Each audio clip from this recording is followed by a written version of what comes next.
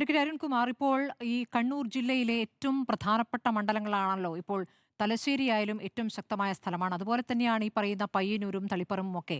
ഇപ്പോൾ ഈ തളിപ്പറമ്പിലെ സാഹചര്യം നോക്കുമ്പോൾ മലപ്പട്ടം എന്ന പ്രദേശത്തു നിന്നാണ് ഈ ടി കെ ഗോവിന്ദൻ വരുന്നത്. അവിടുത്തെ പ്രധാനപ്പെട്ട നേതാവുമാണ്. ഈ മലപ്പട്ടം, ആന്തൂർ ഇവിടെയൊക്കെ എതിർ സ്ഥാനാർത്ഥികളില്ലാതെ വിജയിക്കുന്ന സ്ഥലമാണ്. ഈ സ്ഥലങ്ങളിൽ നിന്നാണ് എതിർവികാരം ഉണ്ടാകുന്നത്. ഇപ്പോൾ തളിപ്പറമ്പിൽ ഈ മുസ്ലിം ലീഗിനൊക്കെ ലീഗ് കേന്ദ്രങ്ങളായ ചില പ്രദേശങ്ങളൊക്കെ ഉണ്ട്. അപ്പോൾ അവിടുത്തെ വോട്ടിനെ മറികടക്കുക മലപ്പട്ടം ആന്തൂരിലെയും വോട്ട് കൊണ്ടാണ്. ഇതാണ് സാധാരണഗതിയിൽ തെരഞ്ഞെടുപ്പിൽ കാണുന്നത്. അവിടെയാണ് ഇപ്പോൾ ഒരു ഒരു എതിർ ശബ്ദം ഉയർന്നിരിക്കുന്നത്. ആ എതിർ ശബ്ദം എന്നുള്ളത് തൻ്റേത് മാത്രമല്ല, പ്രവർത്തകരുടേതാണ്, അണികളുടേതാണ് എന്ന് ടി കെ ഗോവിന്ദൻ അതിന് ഉദാഹരണ സഹിതം ചൂണ്ടിക്കാണിക്കുകയാണ്. കമ്മിറ്റികളിൽ എത്രത്തോളം എതിർപ്പുണ്ടായി, ആ എതിർപ്പിന് ശേഷമാണ് ആ തീരുമാനത്തിലേക്ക്, അടിച്ചേൽപ്പിക്കുന്ന തീരുമാനത്തിലേക്ക് വന്നതെന്നതാണ്. ഈ മധുസൂദന്റെ കാര്യത്തിലും അതെ. പയ്യന്നൂർ മണ്ഡലം കമ്മിറ്റിയിലും ഭൂരിപക്ഷം ടി എ മധുസൂദനെതിരായിരുന്നു. പക്ഷം തീരുമാനം അടിച്ചേൽപ്പിച്ചു എന്നുള്ളതാണ്. പയ്യന്നൂർ, പെരുങ്ങോം ഏരിയകളാണ് പയ്യന്നൂർ മണ്ഡലത്തിൽ. അതിൽ ഭൂരിഭാഗം ആളുകളും മധുസൂദന്റെ സ്ഥാനാർത്ഥിത്വത്തെ എതിർക്കുകയായിരുന്നു എന്നുള്ള വിവരമുണ്ട്. അപ്പോൾ പാർട്ടിയുടെ അണികളുടെ അല്ലെങ്കിൽ കമ്മിറ്റികളുടെ ഒക്കെ എതിർപ്പിനെ മറികടന്നുകൊണ്ട് തലപ്പത്ത് നിന്നും അടിച്ചേൽപ്പിക്കുന്ന സ്ഥാനാർത്ഥികൾ, അത് തെരഞ്ഞെടുപ്പിൽ വലിയ തിരിച്ചടിയാകില്ലേ? ഉന്നയിക്കപ്പെടുന്ന ആരോപണങ്ങളുടെ വലിപ്പം കൂടി നോക്കുമ്പോൾ അരുൺകുമാർ. ഇവിടെ ഈ ചർച്ചയ്ക്കിടയിൽ താങ്കൾ ഡൽഹിയിൽ നിന്നുള്ളൊരു വിവരം ബഹുമാനപ്പെട്ട കോൺഗ്രസ് പ്രതിനിധിയെ ഓർമ്മിപ്പിക്കുകയുണ്ടായി. അത് ശ്രീ ടി കെ ഗോവിന്ദനെയും അതുപോലെ തന്നെ ശ്രീ കുഞ്ഞികൃഷ്ണനെയും സഹായിക്കാൻ, പിന്തുണയ്ക്കാൻ കോൺഗ്രസ് തീരുമാനിച്ചു എന്നതാണ്. എന്നാൽ കെ പി സി സി പ്രസിഡന്റായി കണ്ണൂരിലെ കോൺഗ്രസ് പാർട്ടിയുടെ മുഖം എന്ന് അവർ തന്നെ വിശേഷിപ്പിക്കപ്പെടുന്ന ആ കെ സുധാകരനെ കോൺഗ്രസ് പിന്തുണയ്ക്കുമോ സഹായിക്കുമോ എന്ന് ഒരു അറിയിപ്പും ഇതുവരെ ഡൽഹിയിൽ നിന്ന് വന്നിട്ടില്ല. അദ്ദേഹം നാളെ ഡൽഹിക്ക് വീണ്ടും ഫ്ലൈറ്റ് കയറുകയാണെന്നാണ് പറഞ്ഞത്. അദ്ദേഹം ഫേസ്ബുക്കിൽ പോസ്റ്റ് ചെയ്തതും അത് കണ്ടില്ല എന്നും, താൻ അറിയാതെ പോസ്റ്റ് ചെയ്തു എന്നും, തന്നെ വിളിച്ചു എന്നും വിളിച്ചില്ല എന്നൊക്കെ കെ പി സി സി പ്രസിഡന്റും പ്രതിപക്ഷ നേതാവും തമ്മിലുള്ള സംവാദമൊക്കെ നമ്മൾ കണ്ടതാണ്. അപ്പൊ ഇപ്പൊ പുറത്തു വന്ന വാർത്ത എന്ന് പറഞ്ഞ് നിങ്ങൾ ഇങ്ങനെ പലതും പറഞ്ഞുകൊണ്ടിരിക്കുകയാണ്. ഒരു കാര്യം, പാർട്ടിക്ക് വലതുപക്ഷ വ്യതിയാനം വന്നു എന്നതാണ് ഇവിടെ നിരീക്ഷകരായിട്ട് പങ്കെടുക്കുന്ന മാധ്യമപ്രവർത്തകരും പറയുന്നത്. എന്നാൽ പാർട്ടിക്കല്ല വലതുപക്ഷ വ്യതിയാനം വരുന്നത്. ചില പ്രവർത്തകർക്ക്, ചില നേതാക്കന്മാർക്ക് ചില കാലഘട്ടങ്ങളിൽ പാർലമെന്ററി ജനാധിപത്യത്തോട് അമിതമായിട്ടുള്ള താല്പര്യം വരും. ജനങ്ങൾക്കിടയിൽ പ്രവർത്തിക്കുന്ന പാർട്ടി എന്ന രൂപത്തിൽ ജനങ്ങളെ സേവിക്കാൻ ഏതെങ്കിലും പാർലമെന്ററി സ്ഥാനം വേണമെന്ന് നിർബന്ധമില്ല. സംഘടനാപരമായിട്ടുള്ള ഉത്തരവാദിത്വത്തിൽ നിൽക്കുമ്പോഴും ജനകീയ പ്രശ്നങ്ങളിൽ ഇടപെടുകയും ജനങ്ങളുടെ ഇടയിൽ ഏറ്റവും അവർക്ക് വേണ്ടി ഹൃദയത്തോട് ചേർന്ന് അവരെ സംരക്ഷിക്കാൻ നമുക്ക് കഴിയും. ഇപ്പോൾ 75 വയസ്സായി പാർട്ടി ഒരു പ്രായം നിശ്ചയിക്കുന്നു, പോളിറ്റ് ബ്യൂറോ നിശ്ചയിക്കുന്നു. ഇന്ത്യയിൽ ആകമാനം 75 വയസ്സാകുമ്പോൾ പാർട്ടിയുടെ പ്രധാനപ്പെട്ട ഘടകങ്ങളിൽ നിന്ന് റിട്ടയർ ആകണം. അത് അംഗീകരിച്ച് വളരെ മാതൃകാപരമായി ഞാൻ ആ തീരുമാനം നടപ്പാക്കും എന്ന് പറഞ്ഞു പോയി. 3-4 വർഷം വീട്ടിലിരിക്കുകയല്ല, മറ്റു പല ചുമതലകളും ഏൽപ്പിക്കുന്നുണ്ട്, മറ്റു പല സംഘടനകളിലും പ്രവർത്തിക്കുന്നുണ്ട്. അതിനുശേഷം എനിക്ക് വീണ്ടും ജനപ്രതിനിധിയാകണം എന്നും പറഞ്ഞ് തിരിച്ചു വരുമ്പോ മറ്റു രാഷ്ട്രീയ പ്രസ്ഥാനങ്ങൾ കണ്ടോ, ഏതെങ്കിലും ഒരു ഐഡിയോളജിയുടെ പുറത്താണോ പുറത്തു പോയത്? ഇപ്പൊ ജി സുധാകരൻ ഇപ്പോൾ ഉന്നയിച്ചിരിക്കുന്ന ഏത് ഐഡിയോളജിയാണ്? അവിടെ ചില പ്രാദേശിക നേതാക്കന്മാർക്കെതിരെയും ലോക്കൽ MLA-ക്കെതിരെയും ആരോപിച്ചത് ഏതെങ്കിലും ഐഡിയോളജിക്കൽ ഇഷ്യൂ ആണോ? ഇപ്പൊ ഇവിടെ ഉന്നയിച്ചിരിക്കുന്നു. ഇപ്പൊ അങ്ങ് പറഞ്ഞല്ലോ, പാർട്ടിയുടെ ശക്തി കേന്ദ്രമാണ് മലപ്പട്ടം. ഈ മലപ്പട്ടത്തിന്റെ ഗ്രാമപഞ്ചായത്ത് പ്രസിഡന്റ് ആയിരുന്നു ടി കെ ഗോവിന്ദന്റെ ഭാര്യ. ആ മലപ്പട്ടം ഉൾക്കൊള്ളുന്ന ഇരിക്കൂർ ബ്ലോക്ക് പഞ്ചായത്തിന്റെ പ്രസിഡന്റ് ആണ് ഈ ടി കെ ഗോവിന്ദന്റെ ഭാര്യ. അപ്പോ ഭാര്യ ആയതിനു ശേഷമോ ഭാര്യ ആകുന്നതിന് മുമ്പോ വിവാഹത്തിന് മുമ്പോ പൊതുപ്രവർത്തന രംഗത്ത് സജീവമായിട്ടുള്ള വനിതകളുണ്ട്. അവർ ഒരു വിവാഹം കഴിച്ചു, ഒരു നേതാവിന് വിവാഹം കഴിച്ചു.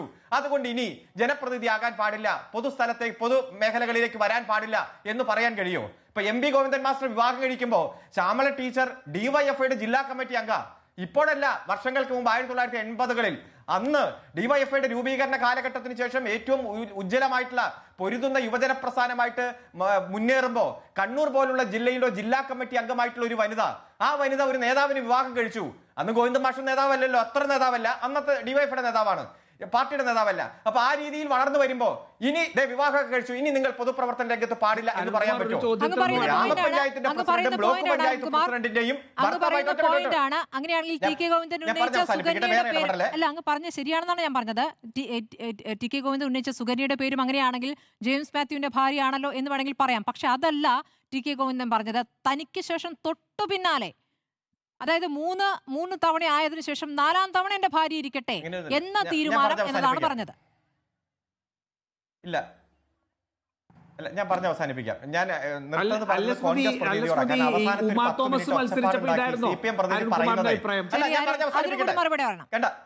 ഇത് തന്നെയാണ് ഞാൻ പറഞ്ഞത്.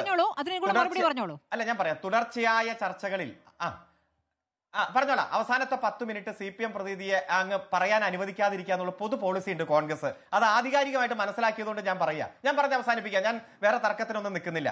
ഇവിടെ അത്തരത്തിൽ പൊതുപ്രവർത്തകരായിട്ട് വരുന്ന വനിത അവരുടെ മെറിറ്റ് നോക്കി അവരെ ഏതെങ്കിലും ഒരു സ്ഥാനത്തേക്ക് പരിഗണിച്ചാൽ ഇന്ന ആളുടെ ഭാര്യയാണ്, അതുകൊണ്ട് തുടർച്ചയാണ് എന്ന് പറയാൻ പറ്റുമോ? ഇപ്പോ ഒറ്റ കാര്യം ഞാൻ പറയട്ടെ. 14 പേർക്കല്ലേ കേരളത്തിൽ മന്ത്രിയാകാൻ പറ്റൂ CPM-ന്റെ?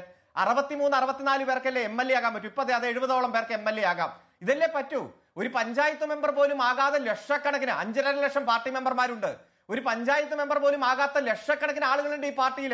അത്തരത്തിൽ വരുമ്പോ മെറിറ്റ് നോക്കി പരിഗണിച്ചു. ഇപ്പോ ഞാൻ പറഞ്ഞോട്ടെ, ഞാൻ ആദ്യം 3-4 പൊതുമേഖലാ സ്ഥാപനങ്ങളുടെ ഭാരവാഹിത്വം പറഞ്ഞു. കണ്ണൂരിലെ കാർഷിക ബാങ്കിന്റെ പ്രസിഡന്റ്, പരിയാരം മെഡിക്കൽ കോളേജിന്റെ ചെയർമാൻ, അതുപോലെ KPCCയുടെ ചെയർമാൻ, ഹാൻഡ്വിന്റെ ചെയർമാൻ. ഈ സമയത്തൊന്നും കുഴപ്പമില്ല. ഒറ്റ കാര്യം കൂടി ഞാൻ സൂചിപ്പിക്കട്ടെ. 2017 ആന്തൂർ മുനിസിപ്പാലിറ്റി ആയിട്ട് ബന്ധപ്പെട്ട വിഷയം ഉണ്ടായേ. 2019 ഒരു ലോക്സഭാ തെരഞ്ഞെടുപ്പുണ്ടല്ലോ. അന്ന് എന്തിയെ ഈ TK ഗോവിന്ദൻ ഈ പരാതി ഇല്ലാതെ പോയേ? 2021 നിയമസഭാ തെരഞ്ഞെടുപ്പ് വന്നല്ലോ. അന്ന് എന്തിയെ ഈ TK ഗോവിന്ദൻ ഈ പരാതി ഇല്ലാതെ പോയേ? ഇപ്പൊ എന്തിയെ ഈ തെരഞ്ഞെടുപ്പ് പ്രഖ്യാപിച്ച് സ്ഥാനാർത്ഥി പ്രഖ്യാപനം പൂർത്തീകരിച്ചപ്പോ ഇത്തരത്തിലൊരു പരാതി വന്നത്? അല്ല, അദ്ദേഹം പറയുന്നത് അന്ന് പാർട്ടി ജില്ലാ സെക്രട്ടറി P ജയരാജനായിരുന്നു. P ജയരാജനോട് പ്രതികാരം തീർത്തു എന്നാണ് അദ്ദേഹം വിശദീകരിച്ചത്. പക്ഷേ ഇപ്പോൾ PK ശ്യാമളയെ സ്ഥാനാർത്ഥിയാക്കുമ്പോൾ താൻ എതിർത്തു എന്നുള്ള കാര്യമാണ് പറഞ്ഞത്. ആ യോഗത്തിൽ തന്റെ എതിർപ്പ് അറിയിച്ചു എന്നാണ് പറഞ്ഞത്. അപ്പോൾ പറയേണ്ട സ്ഥലങ്ങളിൽ പറഞ്ഞിട്ടും അത് നടപ്പാകാതിരിക്കുമ്പോഴാണ് പുറത്തേക്ക് വരാം എന്ന് തീരുമാനിക്കുന്നത്. ഇല്ല, ഒരു സഖാവ് അതിന്റെ ഘടകത്തിൽ അഭിപ്രായം പറഞ്ഞു എന്ന് വെച്ച് ആ അഭിപ്രായം തന്നെ ശരിവെക്കണമെന്നുണ്ടോ? വ്യക്തി ഘടകത്തിനും ഘടകം മേൽഘടകത്തിനും വിധേയമാണ്.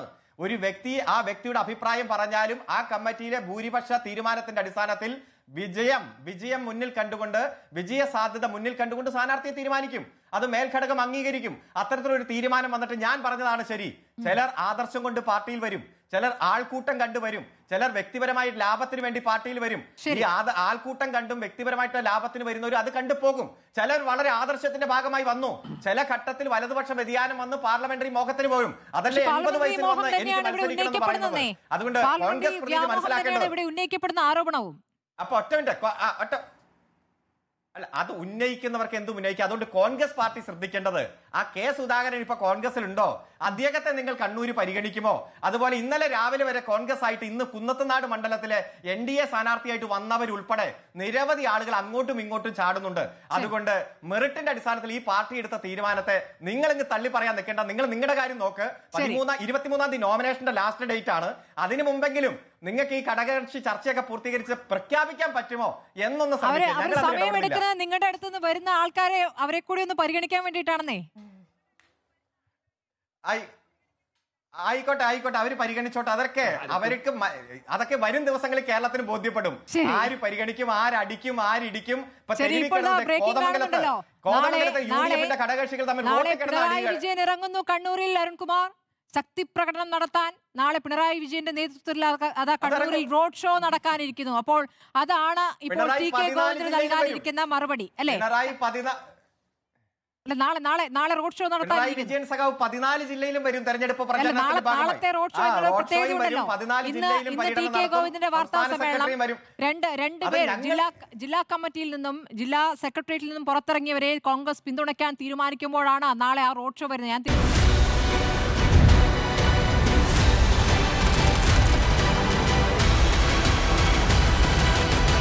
Debate with Smriti Parittikad.